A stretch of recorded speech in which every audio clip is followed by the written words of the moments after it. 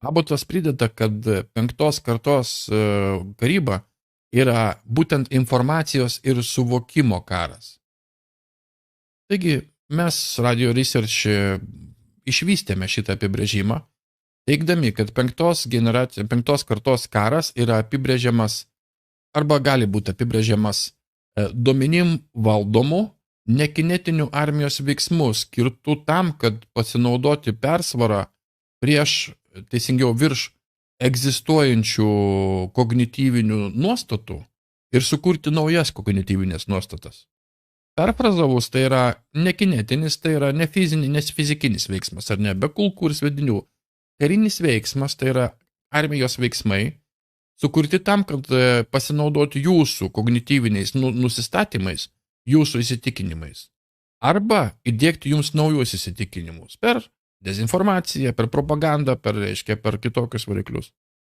Arba kaip Abatas arba Rysas Heringas apibūdina, tai yra tyčinė manipuliacija stebėtojo kontekstu tam, kad pasiekti tinkamą baigtį. Tai yra, jūs esat stebėtojai ir armija manipuliuoja tam tikrais metodais savo jūsų matomų kontekstų ir jūsų suvokimu.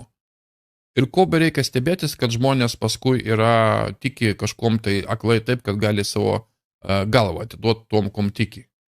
Dėl to, kad tai yra padaryta taip, tai yra pati manipuliacija sukurta būtent taip, kad sukurti naujus, kognityvinius nusistatymus, tam, kad žmonės tikėtų tam tikrais dalykais ir atmestų visą kitą.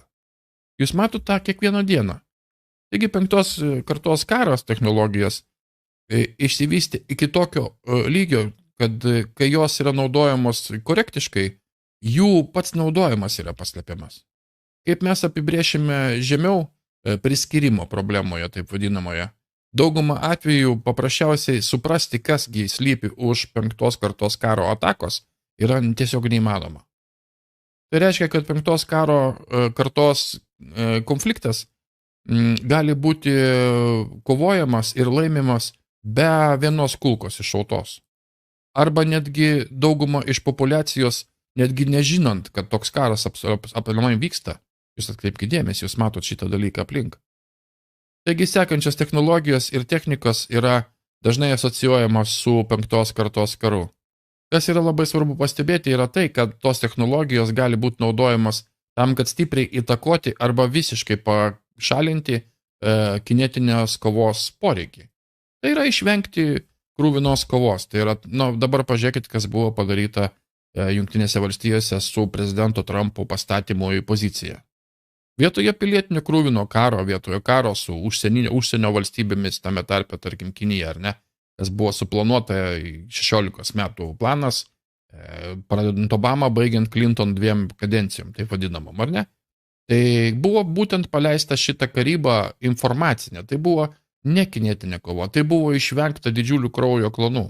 Žinoma, nukentėjusių žmonių yra daug, tai yra šito karo dalis yra ir vakcinos, šito karo dalis yra ir riaušės miestuose tyčia leistos, reiškia kurti